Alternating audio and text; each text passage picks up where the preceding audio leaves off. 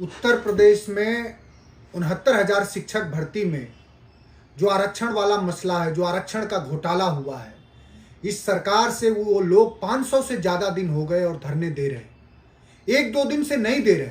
उत्तर प्रदेश की सरकार से, योगी आदित्यनाथ जी के सरकार से, सदन से लेकर के सड़क तक लोगों ने सवाल किए और किसी भी सवाल का जवाब देने के बरक्स सरकार ने उन लोगों पे लाठियां चलाया, उनका मुंह बंद करने का पूरा प्रयास करा जो लोग दलितों पिछड़ों के हक में बात कर रहे थे।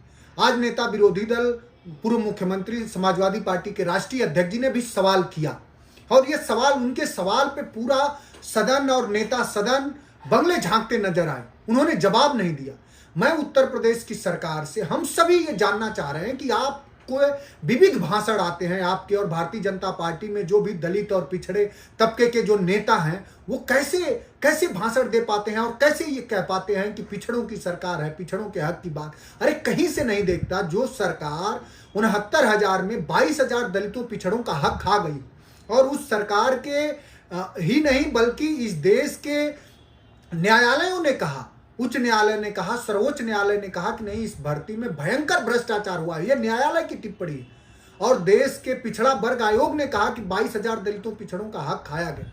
22,000 के लिए जो पूरे देश में जो जिस तबके की आबादी 90% है, अगर आप उसके 22,000 लोगों को हक नहीं दे सकते तो देश के प्रधानमंत्री जी नरेंद्र मोदी जी भी सुने, अमित शाह जी भी सुने और देश में जितने बड़े लोग हैं वो ये मान लें कि उत्तर प्रदेश में योगी आदित्यनाथ जी की सरकार नितांत सामंती सरकार है और दलितों पिछड़ों का हक नहीं देना चाहती। चूंकि एक माध्यम से नहीं, कई माध्यमों से, कई तरह के वो लोग आंदोलन किए और उनमें बेटियों पे लाठी चलाई गई। यही हालात एक 2021 में जो एसआई भर्ती का हुआ उसके हुए, उसमें भ्रष्टाचार हुआ। जो लोग जेल में थे उनका चयन कर लिया गया।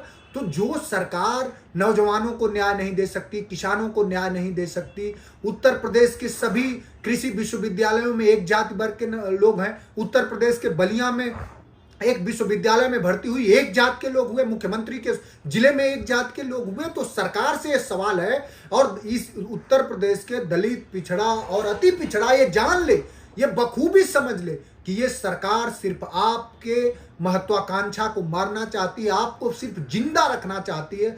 आपके किसी भी स्वाभिमान को, अगर जिस दिन आप अपने हक हकूक की बात करेंगे, आप इनके धर्मांधता में, आप इनके धार्मिक उत्सवों में, इनके बंद होते सवालों के उत्सव में जब शामिल होंगे तो आपकी जय जयकार करेगी।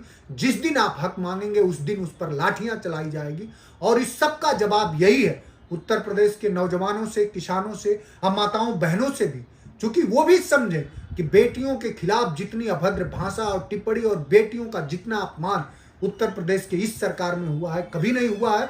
फिर हम सभी मांग करते हैं कि यदि आप सच में दलितों पिछड़ों के हिमायती हैं और भारतीय जनता पार्टी में जितने दलित, पिछड़े और अति पिछड़े वर्ग के नेता हैं वो जान लें कि भारतीय जनता पार्टी उनका हक नहीं दे रही है और उनको प्रतीकात्मक प्रतिनिधित्व दे करके और पूरे बहुजनों के अधिकारों पर हमला हो रहा है। और हमला ही नहीं हो रहा है बल्कि उनको मुंह बंद रखने की धमकी दी जा रही है और तमाम तरह के यातना दिए जा रहे हैं।